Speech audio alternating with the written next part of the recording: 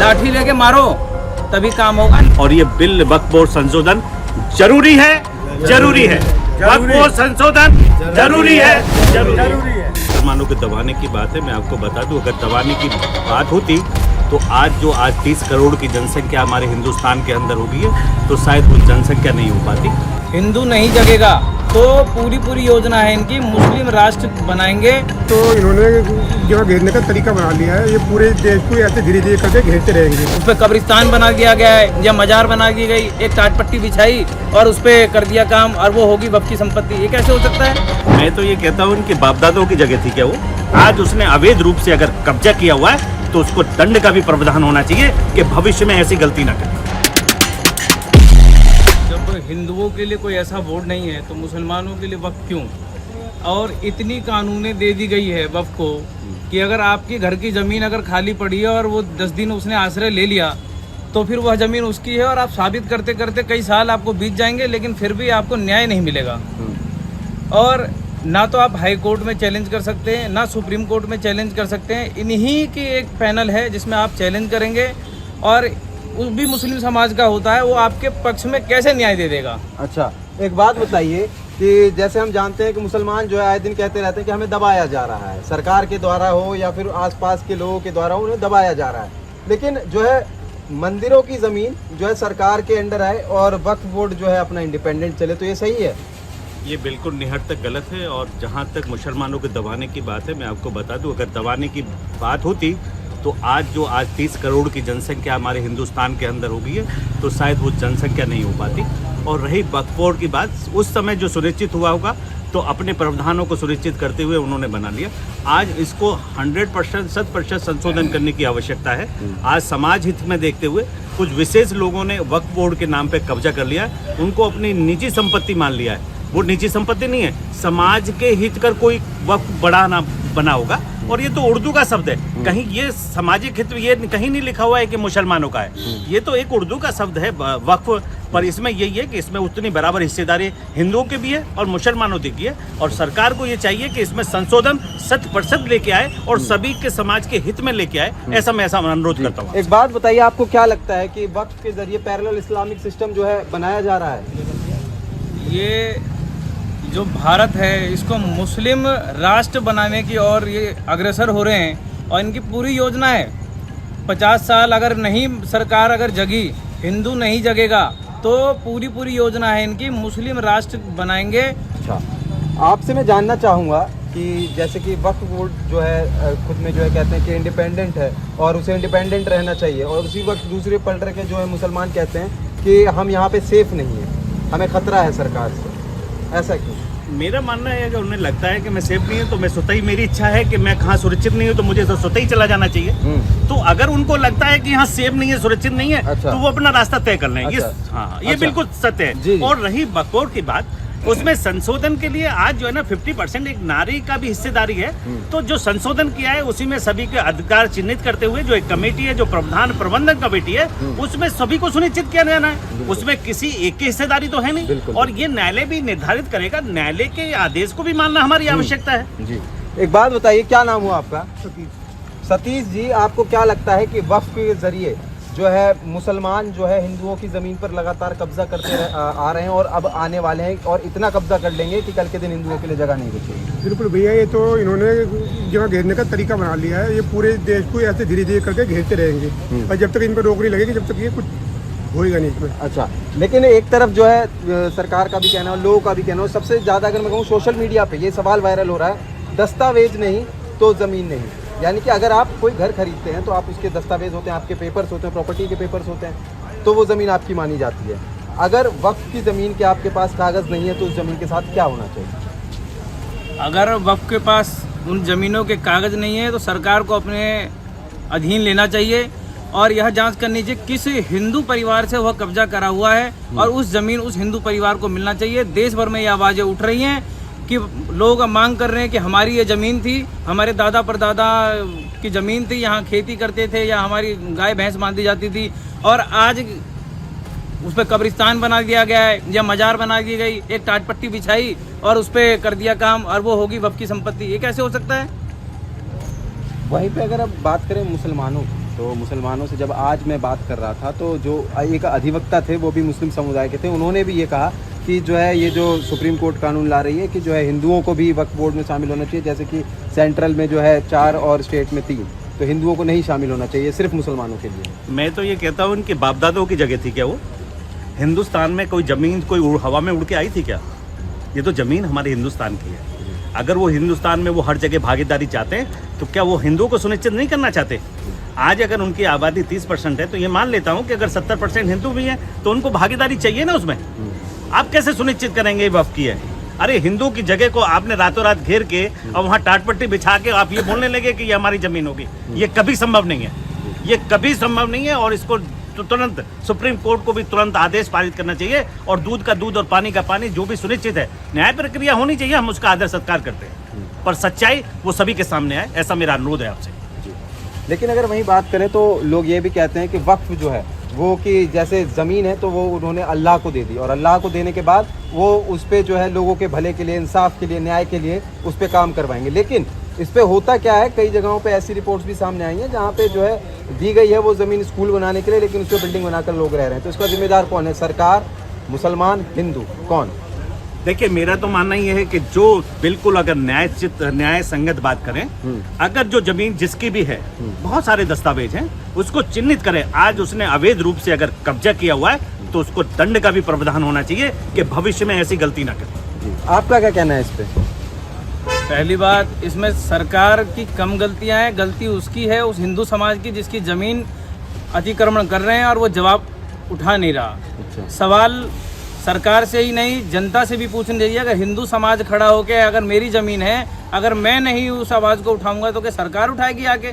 तुरंत अतिक्रमण उनके ऊपर करना चाहिए, मार के भगाया जाए। हमारे घर में अगर कोई चोर आ जाता है तो क्या हम उसे पुलिस को बुलाते हैं? पहले लाठी लेके मारो तभी काम होगा। नहीं तो भारत के अंदर सबसे ज़्यादा ज़मीन रेलवे के बाद अगर किसी के पास है तो वो वक्फ बोर्ड के पास है। तो आपको क्या लगता है, अगर उस ज़मीन के दस्तावेज नहीं है तो उस ज़मीन के साथ पर्टिकुलरली क्या होना चाहिए? सरकार तुरंत अपने अधीन ले ना उसको। जब दस्तावेज ही नहीं है और सबको पता है, सरकार को भी पता है और वक्त को भी पता है, क्यों वो संशोधन के विरोध में? इसीलिए तो विरोध में, क्योंकि उन पे जमीन के कागज ही नहीं है। और जैसे ही संशोधन हो जाएगा तो वो सारी की सारी सरकार अपने अधीन ले लेगी उसे। लेकिन मुसलमान जो है, कई लोगों जिनसे मैंने बात करी, वो ये बताते हैं कि हमने किसी से ज़मीन छीनी नहीं है और अगर हमारी मस्जिद बनती है तो वो भी पैसे लेकर बनती है या पैसे देकर बनती है, जो है किसी से भी कुछ छीना नहीं जाता। और जितनी वक्त को ज़मीन दी गई है वो उन मुसलमानों की खुद की थी, जिन्हें मुसलमानों के ही भले के लिए दी है। देखिए मेरा ये कहना, ये बार बार उसी बात को उठाने का कोई तात्पर्य नहीं है और वो समझ लें इस बात को कि कहीं ये हवा में उड़ के आए, धरती को हवा में तैरती है क्या? ये तो हमारे भारतवर्ष की है और ये सरकार को सुनिश्चित करना है। ये वक्फ अब कुछ नहीं है, इसको तो गड्ढे में डाल दो अब।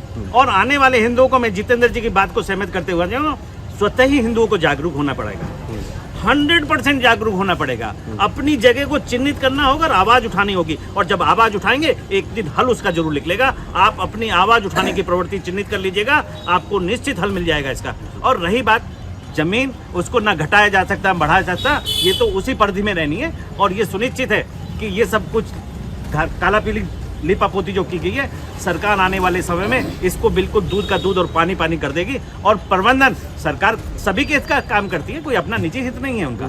अगर उसका प्रबंधन की व्यवस्था इस तरीके से है कि वो समाज के हित में उपयोग होके आए, अगर निजी व्यवस्थाओं में आदमी ने कब्जा कर रहा है तो उसको दंड भी होना चाहिए, और इस तरीके का दंड होना चाहिए कि वो एक सीख मिले समाज को कि अगर आपने आइंदा भविष्य में किया तो आपको भी इसी स्वरूप दंड मिलना चाहिए।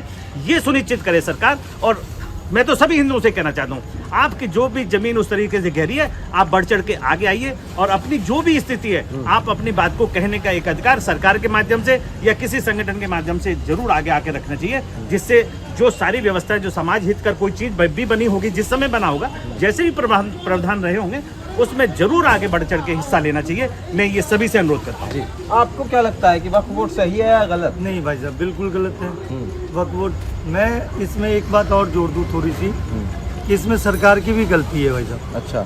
हिंदुओं के, जो हिंदू के लिए मंदिर बना हुआ है, उनका टैक्स, उनके पैसे सरकार के अधीन आता है। स्टेट लेवल में होती है तो स्टेट वाले लेते हैं, और वो उसी पैसे की सब्सिडी इन्हें मिलती है, मुसलमानों को मिलती है, आप लोगों को पता होगा।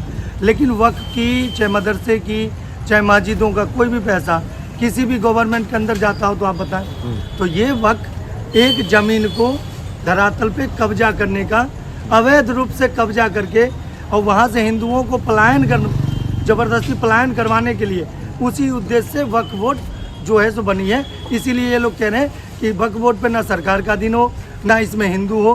क्यों?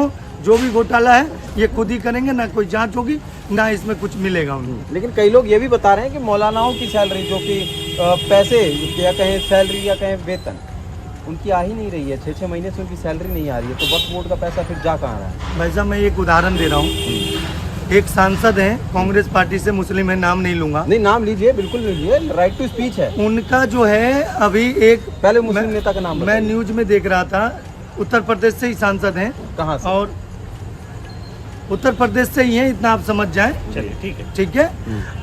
उनके अंदर में वक्फ की जमीन इतनी है और उनके मकान इतने किराए पे हैं कि भाई साहब वो महीने के 50 रुपये 500 रुपये के हिसाब से वक्फ में पैसा जमा कर रहे हैं और वो 4 से 5 लाख रुपए खुद जेब में भर रहे हैं। तो वक्फ कहाँ से आ गई भाई साहब? ये जमीन कहाँ से आ गई? भाई साहब ने जैसे बोला ये हिंदुओं का है, और हिंदू हम भाई साहब बहुसंख्यक कहते हैं ना, ये अल्पसंख्यक है। अगर इनको प्रताड़ना होती तो ये 30 करोड़ हो जाते हैं? कभी नहीं होते। तो भाई साहब इनका एक ही मकसद है, जहाँ ये 70% इनकी आबादी हो गई भाई साहब, वहाँ से हिंदू अपने आप ही पलायन करना चालू हो गया। और वो जमीन ये वक्फ के नाम पे भाई साहब, अभी संभल का देख लीजिए, अभी हमारी योगी सरकार संभल में कितना बढ़िया काम कर रही है। इससे पहले क्या था, मंदिर को दबा के वक्फ की जमीन घोषित कर दिया था, जहाँ थाना बनी है वक्त का था। जब थाने के अनुज चौधरी ने उनके कागज मांगा, किन्हीं के पास नहीं था, वहाँ थाना बन गए। तो भाई साहब इसी हिसाब से मेरा बस यही कहना है कि इसी हिसाब से सारे कागज जमीनों का कागज जांच हो। ये तो इसीलिए विरोध कर रहे हैं ना भाई साहब, इनके पास उस जमीन की कागज नहीं है, और कागज नहीं है तो ये दिखाएंगे क्या? तो इसीलिए ये हंगामा करेंगे। इनका वेशभूषा देखिए, ये औरतों को आजकल आगे कर रहे हैं। अभी आपने देखा होगा यहीं यूपी में ही जब जमीन ध्वस्त करने गए थे तो औरतों को आगे कर दिए, पेट्रोल लेके, गिलास में पेट्रोल लेके आगे कर दिए। तो ये महिलाओं को आगे कर दिए, अपने आप ही जमीन हड़पी है। इसीलिए वक्फ बोर्ड भाई साहब बिल्कुल खत्म होनी चाहिए और एकदम जड़ से खत्म होनी चाहिए। जो उनकी जो मंशा है वो अपनी मंशा को किताबों में बंद करके रखते, और सरकार सुप्रीम कोर्ट ने वो निर्णय ले लिया है कि वो न्याय संगत प्रक्रिया को अपनाते हुए सभी की जो मर्यादाओं को संरक्षित करते हुए अपना निर्णय लेगी। और ये बिल वक्फ बोर्ड संशोधन जरूरी है। वक्फ बोर्ड संशोधन जरूरी है। फर्जी बात है, कोई जमीन कोई गिफ्ट दी जाती है, ये तो कब्जा करने का वो कर रहा है धर्मात्म। एक बार मैं जितेंद्र जी की बात से सहमत हूँ कि उन्होंने कहा कि हिंदू की भी इसमें कमी है और कमी सरकार की भी है। अगर यहाँ पे जगह पड़ी है, इसे मोमडन आके घेर रहा है या कुछ बना रहा है, तो इसमें हिंदुओं को आवाज़ उठानी चाहिए, नहीं उठानी चाहिए? इसमें ना हिंदू कहता है कि कोई पड़ी रहने दो जगह, कोई कहता है हमारे घर की थोड़ी है। तो इस मारे ये दरअसल जी कब्जा करना चाह रहे हैं। और ये बड़े दुर्भाग्य की बात है कि भारत में मंदिरों का केस वहाँ जाते हैं कोर्ट में, मुसलमान पाकिस्तान के केस एक भी देखा तुमने कि मस्जिद के कोर्ट में जाते हुए केस?